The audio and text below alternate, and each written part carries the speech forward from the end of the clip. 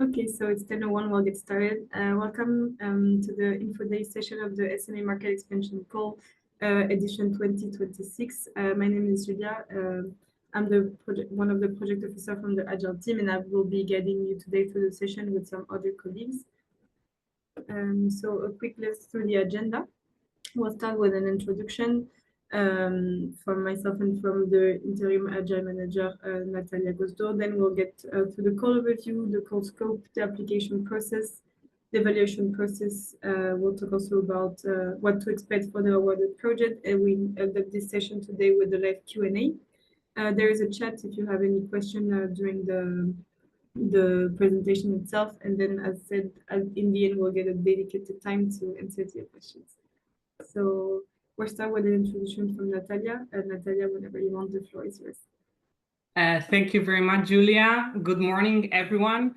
Thank you very much for joining today's info session. Julia already presented me. Again, Natalia Gosdor. I'm coordinating the SME Market Expansion Call. And let me start with a few words about the EIT Urban Mobility. For those who might not know us, we are the biggest mobility innovation network in Europe, co-founded by the European Union. And our mission is simple but ambitious. We want to accelerate the sustainable mobility transition in European cities. So we do it by connecting ecosystems on the different levels, from local to national to European, and by linking together cities, industry, academia, and innovators. So our goal is to match and connect the talent, ideas, solutions, companies that can help us to make mobility cleaner and more inclusive.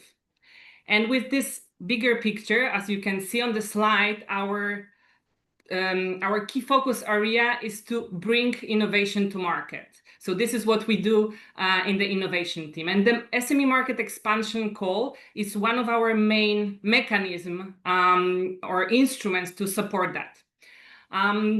You can go to the next slide, Julia, please. And basically, this call is designed to promote the business growth and the market expansion, and then specifically for the SMEs that already have a validated solution and that are ready to scale it up. And we are looking for the projects that replicate some successful solutions that can go to new cities, new regions, or can be replicated from one sector to the mobility sector. And we basically want to help companies to expand beyond their current markets. So it's also about the collaboration and the real life validation. Each project usually involves the SME with an innovative solution, but we want those companies to bring the end clients, such as city, public transport operators, or corporate partner. And we want them to test the solution in the real setting. So basically going to their new market or working with a new end client while gaining experience, gaining visibility and credibility working in the other European markets. And today we will tell you more. We will walk you through the details of this call. So thank you very much for being here today with us and being part of this journey. We are looking forward into interesting proposals. And I'll give you the floor back to my colleague Julia, who will walk you through the details of the call. So thank you very much, Julia. Thanks, Natalia. Thank you for the great presentation. And now we'll dig into the call overview. So first of all, who can apply? As stated per its name, the SME Market Expansion Call is dedicated to small and medium entreprises. So it has to be one single legal entity as it is a mono-beneficiary call. That has to be either registered in an EU member state or a third country associated to the Horizon Europe list of countries. There has to be a minimum of 3 full-time employees, and there has to be an existing track record of a project development or innovation, or it has to be the spin-out of already an entity that a track record is committed to support. What is also important to have in mind is that the SMEs that were awarded from last year's session will not be eligible to funding this year, but if you have already went into another past school of EIT, you can apply. And but if you have to make sure that there will not be a double funding for an innovation that has previously been funded. Regarding the key dates, the call has opened on the 1st of October, and it will be open until the 1st of December. All proposals must be submitted before 5 p.m. It is a sharp deadline. No application will be accepted after this date and hour. Then we'll proceed to the two-stage evaluation process, and the pilot and the project will be able to start in April with them in October. Regarding the call budget, as mentioned before, it is a mono-beneficiary call with an EIT contribution up to 60,000 euros per selected project. These projects have simplified reporting as they are lump sum projects, and for this edition, we'll have 10 SMEs that will be funded. Now we'll dig into the call scope. So what is about the solution focus? For this year, the application have to be either to develop a new product or service for existing clients, or have to significantly improve an existing product or service for expansion into a new sector or a new geographic area, with the idea to have a minimum of technology readiness level up to 7, so already able to be tested in a demo. And for this year, we'll also have a special interest for SMEs that are looking to open a new identity abroad, and I will develop this in the KPI part at the end of the presentation. Regarding the specific requirements that are very important to be part of the application, is that all applications must offer solutions to key providers within the urban mobility ecosystem. They have to be within the core topics that I will address in a minute. They have to have an signed letter from an client that has a genuine intention to test the demo, how to test the product within a demo. And it has to propose a product or a service that is, as has been said already, a technology readiness level TRS7, so that is ready to be tested within the demo. To propose a reality scope, to be able to complete the full usage and testing of the product and service, and is committed to deliver the 2 deliverables and 2 KPIs required by EIT that I will also explain in details a bit later. Now we'll dig into the core topics. So for the urban logistics, this topic is about reducing all the negative externalities that are related to urban logistics, such as congestion, emission, and noises, targeting especially the last mile delivery. All concepts are related to logistic hubs and digitally enabled solutions are particularly encouraged. Then we have the topic of public transport, which is the solution that make public transport more attractive, more sustainable, and competitive, to especially encourage a shift from private car using to the use of sustainable public transport. Any type of project that will encourage the first and last mile connectivity are particularly welcome this year. Then we have the mobility data management. So it's for data-driven solution that boost the efficiency, the performance, and the responsiveness of urban mobility. It has to adhere to EU data standards and also governance principles. The solution should help cities make informed decisions on sustainable mobility planning, and also encourage citizen engagement and resilience. Then the fourth topic is the electrification of transport and alternative fuels. So any solution that advances zero emission on urban mobility through innovation across the electrification value chains, new batteries technology, or smart charging are welcome.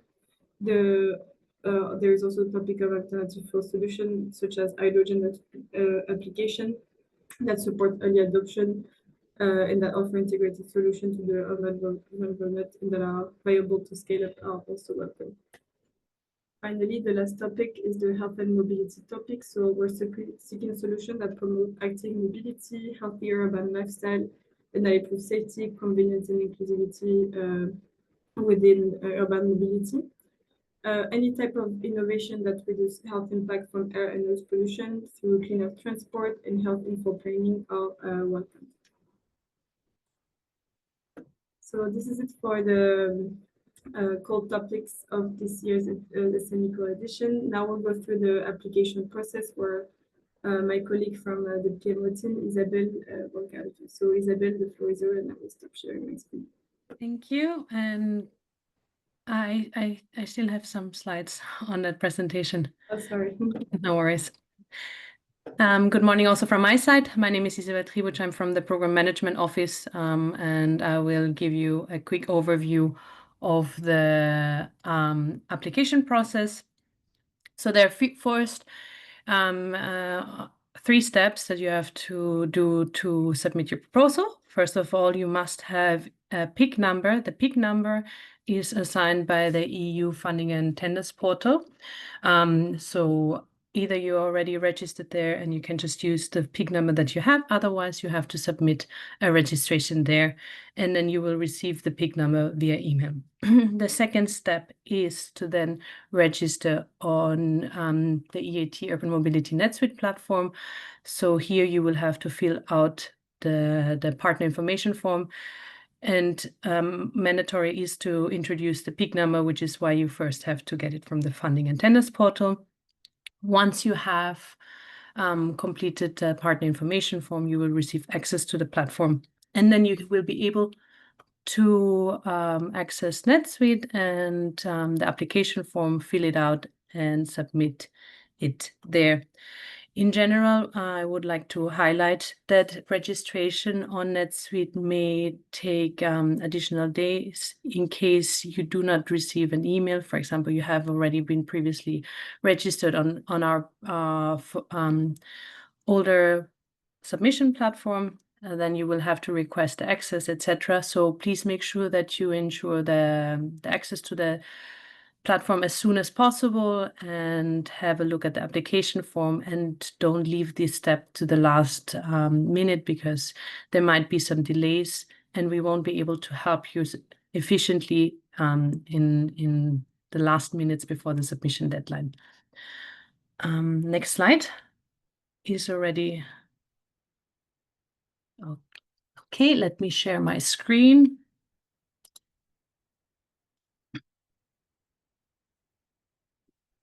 So coming to the live demonstration, when you go to, so once you have access, you can go to Grant Management Call for Proposals Open Calls, and you will see the list of all the currently open calls. And number 1 is already the SME Market Expansion Call. You have to click on the apply icon. And this will generate the application form. You will have to fill out all the necessary fields. Always click Save as a Draft to make sure that everything is saved correctly. Once you click Save as a Draft for the first time, you are assigned the project ID number, which you will see up here. In case you encounter any issues, you can always reach out to the service desk. We will share the email address later on. And please, when you do so, indicate your application ID number. This will help us to find your proposal quicker and to assist you as soon as possible. So getting to the application form, you will first have to select a topic. You will have to indicate project title, an acronym. The starting date and the end date is already foreseen as fixed by the program. So your proposal, if selected, will start on April 1st of next year and will run until end of October of next year. The total and budget and EIT funding will be added here at the end once you finish the budget tab. You will have to add an executive summary. You will have to add the list of keywords here. You can put some words, then you find like the ones that are related to it. Please select the ones that make most sense in connection to your proposal. Then you also have to add between 3 and 5 self-defined keywords. that you write yourself just by typing it. Click on to add a new keyword and press enter to edit. You have also to indicate how you heard about this call, for example. A colleague recommended it. And then in case you selected other, you have to add what you meant. Again, save as a draft. Once you've finalized all the information on this page, it will reload. Then you can go to the next tab. Always before going to the next tab, make sure to save as a draft. And the partner information form, since this call is a mono-beneficiary call and you are used to other calls of EIT Urban Mobility, please be aware it's a reduced application form, so you will have to add a little bit less information. For what is important for us is that you are a registered legal entity by the call deadline. So you have to add when your legal entity has been registered officially. So for example, I registered it 10 days ago, a few days ago. Second of all, you have to also indicate how many full-time equivalent employees you have. So for example, you have two full-time employees, 2 part-time, that would add up to 3. So you add here 3. Then you have to indicate how many women are in leadership roles within your SME. For example, I'm in only female SME, so I'm 100% in leadership roles, and then I confirm that I have an SME. Save as a draft once I finalize all the information. After you're saving, it always puts you back to the main information tab. So then again, you go to the next scope. On the project scope, you will have to explain what type of a project you have. So either you're developing a new product service for an existing client, or you have a significantly improved an existing product or service. So for example, if you have a new product, for the second question, has the proposed product or service previously received co-funding from EIT Urban Mobility? If it's a yes, you have to provide a justification what has changed, what you have significantly improved, or how you have advanced the product or service. If the answer is a no, you can just put a no here. A non-applicable, sorry. Then you have to reply to all the questions, the strategic fit. I'm not going into detail here. We have the application form template online that you can see, where you will see all the questions. So you will be able to work on it offline. And then you can just copy and paste your answers here once you're ready to add your answers.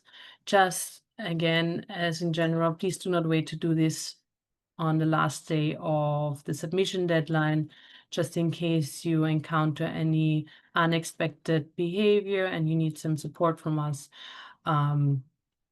So if you do it a few days in advance, it will help us to actually be able to efficiently support you and to identify anything that is blocking your application, so you will be able to submit successfully.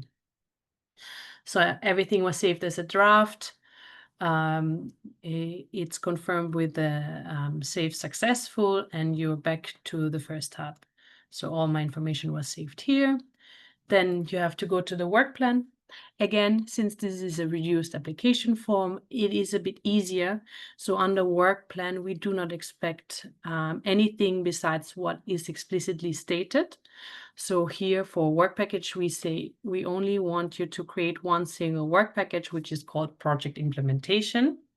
So to do that, you create a new work package. You call it project implementation.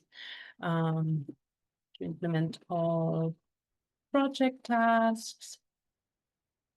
The start date has to be, as foreseen, April 1 until end of October of next year. You have to add yourself as the work package leader and the contributor. And the role of partners just can be a simple description of what you do. Then you save it. By saving it, it creates the work packages. As it says, changes were saved. Now you can see it here as work package 1. And the next step is to add the 3 mandatory deliverables. Again, it's just the 3 mandatory deliverables. No need to be to add additional deliverables besides the ones that are written here. So for the 3 mandatory deliverables, we have the first one, which is the commercial agreements. To add it, you click on Add Deliverable. You add the name here with the description, and the achievement date is April 1 of next year. Just to be sure, the end dates have to be within the project timeline, so April 1st to October 31. So in case you click by mistake the wrong date, this will automatically block it, and you have to make sure that you select the right date. So the next deliverable is the branding and communication. So again, I add the deliverable, branding and communications. Achievement date is 31st of October of next year. And then the last deliverable is the confirmation letter from end client. So again, I click on Add Deliverable, confirmation letter from end client. And this is also signed by end of October next year. So this is how you add all the deliverables to the work package. Again, make sure to save as a draft to not lose any information. Coming back to here. In addition, you have to add your output. For the output, we only ask you to, for example, I have my eHealth product. So I add this as the output name. So whatever your product or service is, please name the name here. Then you add a short description. 1 sentence is sufficient of your product. The outcome date must be October 31 of next year. And again, I have to add myself as the responsible partner and contributing partner. And then coming to the KPIs. The KPIs, the mandatory ones, are already automatically there. Julia will explain in a bit more about the optional KPIs, but the ones that are mandatory are the design and tested innovation. So you will have to click on Edit here. You have to explain test my product with the end client. Obviously, you add the explanation that is more specific to your proposal. The KPI here is already foreseen, and the target value has to be 1. The KPI achievement date is 31st of October next year. I add myself again as the responsible and contributing partner. Then for the market and innovation, it's exactly the same. I will sell my product for the foreseen 10K in 2026. I have 1 market innovation. That's why the target value is 1. Again, the achievement date is by the end of the project next year, end of October, and I add myself as the responsible and contributing partner. In addition, the program foresees the optional KPI 4.4 for startup created.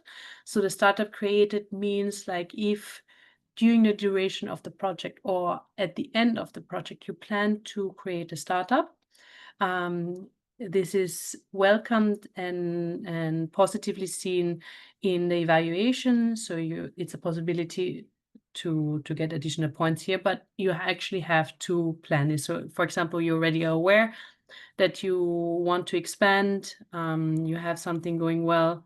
In one country, you're planning to create a new entity in a new country. It's already foreseen, so you can add this KPI here. To do so, you have to click on KPI code. You see the 4.4 startup created here.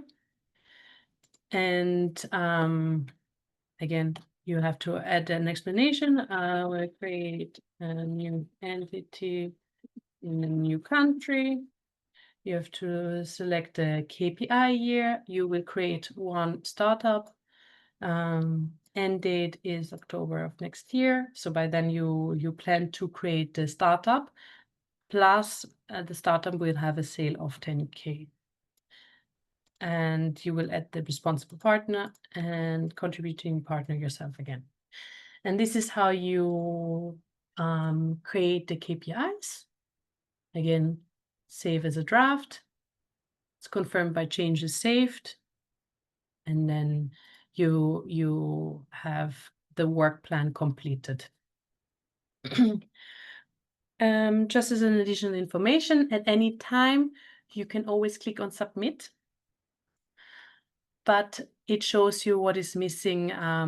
So you won't be able to submit until all the arrow buttons is, but this is like a quick tip to always know what is missing, and it doesn't automatically lead to you to submit. So feel free to do this. For example, I'm uploading my supporting document, the annex, like the letter of intent from an end client. Make sure to save as a draft. If you don't click save as a draft, it's not actually uploaded. And then coming to the budget is a lump sum project. So for each project, we foresee 60K as the foreseen cost for the project, and the EIT funding is 100%. It is already written here what you have to do, so hopefully it's quite straightforward. You have to go to your budget section here. The first part is just an overview that you can hide. Please know you only appear here after you create a work package on a work plan. So first you have to create the work package, and then you will be able to fill out the budget. So here, the foreseen lump sum is 60,000. So please add 60,000 here. And then the EIT funding, it's the first row, is 100%. So you just have to add these two numbers and the budget. And with this, in theory, you have successfully completed the application form. As I mentioned at the beginning, now the number is written here. You will see the 60,000 under total budget and the 60,000 under EIT funding. So, and then with this, you will be able to submit. I'm not going to submit now, but once you have completed everything and you're actually allowed to submit, so there's no more missing section or anything, you will see this warning window popping up saying you are about to submit the final version of your proposal. Are you sure to submit? And if, for example, you still want to change something or you want to edit something, you can click on cancel and you can change whatever is needed. And with this is the end of the live demonstration, and I will check at the end if there are any questions in the chat. Now back to the presentation from Julia. I just have some additional information to share.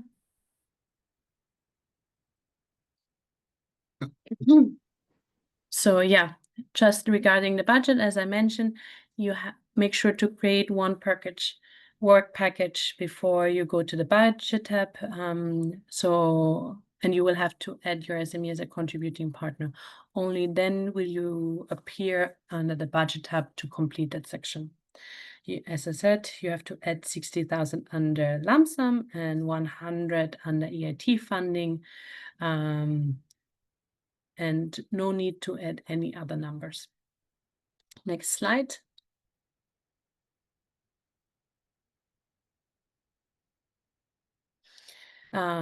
Just a few tips. Register early on NetSuite. Again, the registration may take some additional time in case we have already some information of you saved in the platform. So register early. In case you do not receive the access, write to service desk at EIT Urban Mobility. We will support you with the registration process. And do this early on, so you also can access the application form as soon as possible, so you can have a look at it and familiarize yourself. Please do not wait until the last day.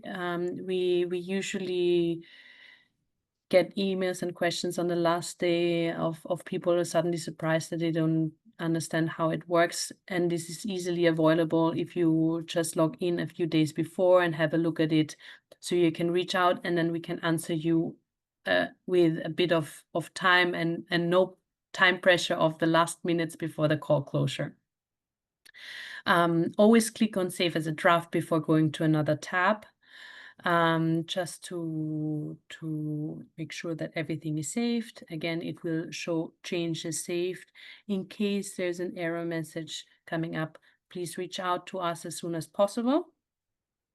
So we have an offline Word template that you can use to prepare your answers. So you can download it on our call website. You can reply to the answers and then upload it, copy and paste to the NetSuite platform.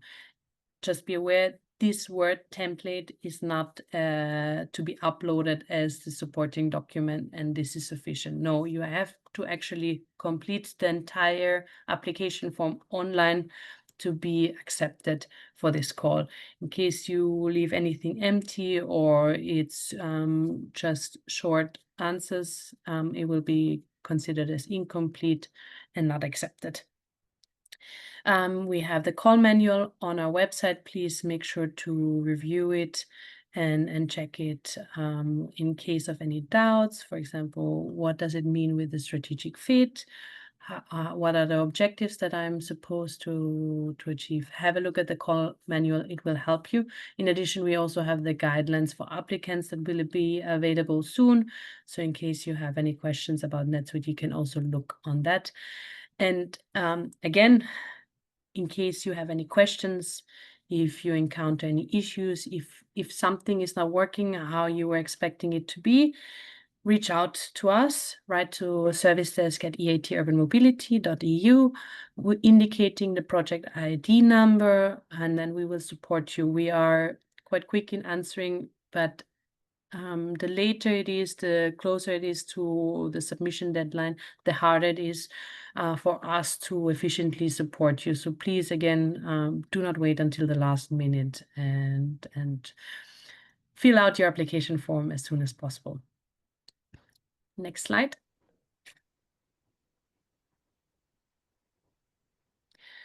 Coming just to the supporting document, which is the letter of intent from the end client. So we have this template available on a website, on the call website, so you can download it there. Please make sure to download it early on and fill it out and have it signed by the end client. So this is a mandatory supporting document.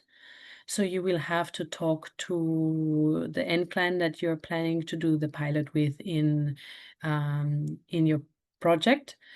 You have to fill out the information, such as you have to add your letterhead. You have to say who is the public or private entity who is planning to do the demonstration with you, what is the name of your SME, what is the solution that you plan to do, and what will you do and what will the end client do. This has to be added to the end client letter and needs to be signed by both you and the end client and needs to be uploaded as such. It is not possible to upload an unsigned letter and also just the empty template as well. So please make sure you have this early on. Again, do not wait until the last day to have this completed, because you never know for any unexpected delays. So make sure to have this early on to have it signed and ready for the submission. Thank you. Or I think that's the last one. Mm-hmm. Yeah, thank you. Back to you, Julia. Yeah, thanks a lot for the great explanation and the guidance through the NetSuite. Again, I will take this as a reminder to say that the deadline is December 1st at 5 p.m. And as Isabel has mentioned it a couple of times, has to be very sharp on this, and no delays will be accepted. So now we'll guide you through the evaluation process. So a proposal will be admissible regarding 4 different criteria. So the first thing is the completeness. So as mentioned before, is the submission before the indicated deadline through the NetSuite submission tool. It has to be all completed. Isabel has guided you through all the different fields that are mandatory to fill in, and it has to be written in proper English. Once this completeness is fulfilled, then we'll check if it is eligible following different criteria, which is first the applicant eligibility. As I have mentioned at the beginning of today's info day, it has to be SME under the European Commission rules, has to be registered in the EU state or third country associated with in the Horizon Europe list, and it has to have a minimum of 3 full-time employees. Then there will be the application registration criteria that Isabel has explained. And finally, the letter of intent that has to be completed through the template that we just showed you, with the end client stating its genuine intent to work with the SME to develop the demo of the product or service. Now, for the first phase of the evaluation process, which is the quality evaluation, there will be different criteria and sub-criteria that will be assessed according to the following score, which is from 0 to 5. So 0 is the fail, and 5 is the regarding the excellency of the criteria and sub-criteria addressed. And these are the 4 criteria and 4 parts of the quality evaluation. So I will detail them one by one. So the strategic fit, basically, it is the part that is dedicated to see if the proposal fits with the EIT UM's main interest, and if it also falls into one of the core topics that I have presented before. Then the excellence is regarding the different, from the excellency of the proposal itself regarding the type of product or service that is offered, also for the need and relevance related to the call. It is ready regarding the commercial track record, and is it inclusive and taking into account gender and diversity within the application. Then we have a part on the impact, which is basically the benefits out of the application and its scalability. And finally, the implementation is regarding the demo itself, how the team will work, how the team is structured, if the budget is feasible, and how is the dissemination thought through the process. So to have in mind, this phase of the evaluation is reviewed by external evaluators that are outside of EIT UM to ensure transparency and fairness. Regarding this, quick note on the use of AI to redact the proposal as we have to be mindful on the use of AI, as it will still be reviewed by a real human, so that the proposal still make sense even though AI has been used to redact it. What is also important to have in mind is about the threshold. So proposal must be ranked with 50 points or more in the quality evaluation to be invited to phase 2. All of this is more explained within the core manual. So you will have dedicated categories like that are shown like this within the core manual that will help you through the guidance and the redaction of your proposal. As Isabel has said it, we highly recommend you to always have the core manual open within your application, as it will help you to fill in the different categories within the NetSuite accordingly. Now the phase 2, so the panel hearing, the top 25 proposals, so with the different ranking from phase 1 will be invited to the online panel hearing. They will be notified by email when the first phase of the quality evaluation is over. And then for the panel hearing, there will be also different criteria. So the result of panel hearing, which is basically the grading of the pitch itself. If the panel hearing evaluates that the solution fits the EIT portfolio, how ready is the solution, so the market readiness and scalability, and finally the KPIs addressed with this startup created KPI that Isabelle presented, and then I will go into detail again soon. Now we'll go to the award project phase. So once the final top 10 will be chosen and awarded, so the month of March will be the time where the results are being displayed. So there will be the condition clearance, which is an admin check from our side with the selected top 10 SME. Then the project will last 7 months. So with an April, there will be the kickoff meeting and the first deliverable, which is the commercial agreement that we'll present in a second. And then from April to October, there will be the pilot implementation with colleagues from EIT following the project directly with the SMEs. And then in October will be the closing of the project. So getting started, the first month, the month of April, there is all the administrative onboarding that winners SME will be guided in with us and colleagues from the PMO team. Then the first deliverable, which is the commercial agreement, will have to be signed and uploaded on NetSuite, and this is when the first half of the grant will be sent out. And now we'll dig into the presentation of the first deliverable, which is the commercial agreement that my colleague Arthur from Innovation will present in a second. So Arthur, whenever you want, the floor is yours. Thank you, Julia, and welcome everyone, and thank you for joining us. So here, Julia has mentioned the commercial agreement. Here you see financial sustainability mechanism.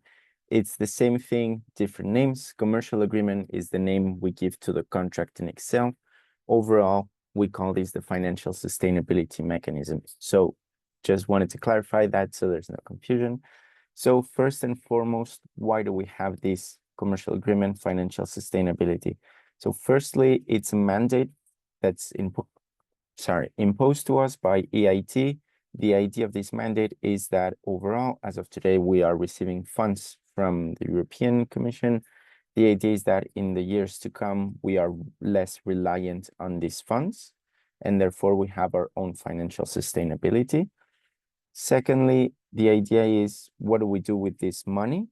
The idea is to reinvest into our ecosystem. So the idea is you are providing us with this return of investment, this financial sustainability, so we can keep improving and keep funding new projects for the years to come.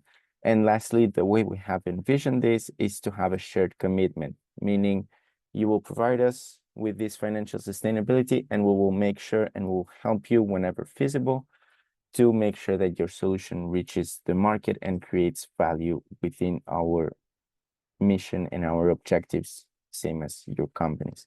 So if we can move to the next slide. So what is this commercial agreement and the membership?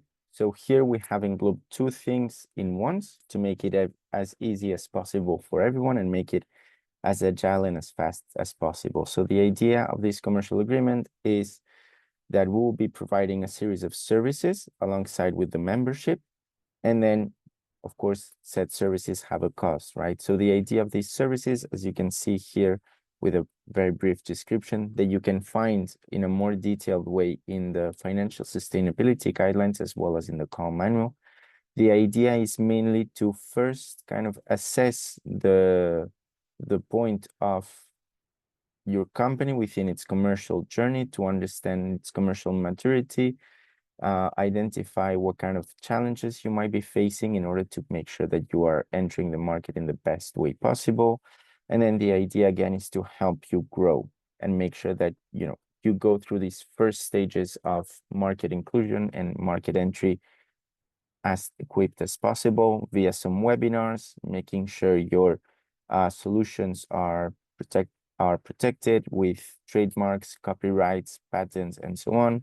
And also we will be promoting your solutions. The way we do this is, on the one side, we have our marketplace, we have our own social medias, and we'll promote your solution whenever feasible within our communications. We will also be inviting you to the Tomorrow Mobility World Congress events that take place in Barcelona. So it takes place on a yearly basis. So we'll be inviting you next year. And then, of course, our on-site matchmaking events, which you will be participating in what we call our community days with all our networks. So you'll be able to connect with other people, new entities, and so on. So all of this has a cost, as I mentioned before, of 8,000 euros per year. Now, these services will start when the project starts and will take for at least a year. Now, those 8,000 euros don't need to be paid upfront all at once. A first invoice of 3,000 euros will need to be paid in the first few months. The rest can be paid during the provision of these services. So during the year we're providing. And then there's also a success fee, as you can see here, of 6.5%. The success fee is if out of all of these services and all of us providing these services towards your entity, we get a qualified lead, which is a different entity that was not on your radar, that was not reached out by you or your team prior to us engaging with them, and it's interested in your solution and wants to purchase your solution.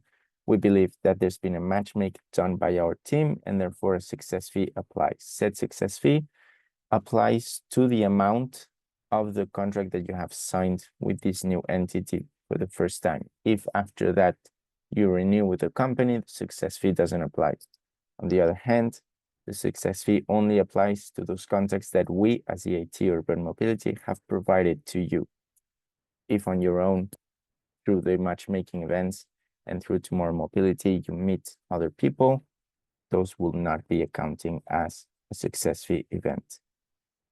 Again, all of this is explained in further detail in the call manual and the financial sustainability guidelines. You will also find some other options of services over there that have a higher cost, but this is the standard. This is what we are requiring as a standard. If you want to upgrade, we're more than happy to discuss these options with you. If you have any other questions as well before the deadline, we're more than happy to reach out and have a quick conversation and clarify your doubts. But again, this is, as Julia mentioned, this is the first deliverable. If this is not this is a mandate for us, this is something that needs to happen within the project. So it's very important that you understand this commitment before you apply. And otherwise, if you are not fully committed to this, or you cannot face front to this, it might derail your evaluation process and so on. That is all regarding the commercial agreement. Yeah, if you have any questions, I'll be more than happy to answer them in the Q&A chat. Thank you very much. Julia, the floor is yours again. Thanks, Arthur. So back to the project execution. Once the commercial agreement, so the first deliverable, is signed and uploaded within next week, then we can start the project implementation and the demo. So the demo is about testing the product with the end client. So it can happen in a week, it can happen on days. The format has to be agreed within the end client and has to be part of the deadline, so between April and October. Important to have in mind is to document this part of the pilot, and that the end client must sign a confirmation letter at the end to verify that the demonstration was actually tested within the project frame. So then, regarding the project closing that will happen during the month of October, said there will be 2 deliverables and 2 KPIs that will have to be completed in order to get the second half of the grant that I will explain now.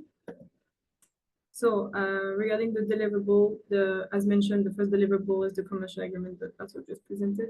Then there will be the deliverable 2, which is the branding and communication.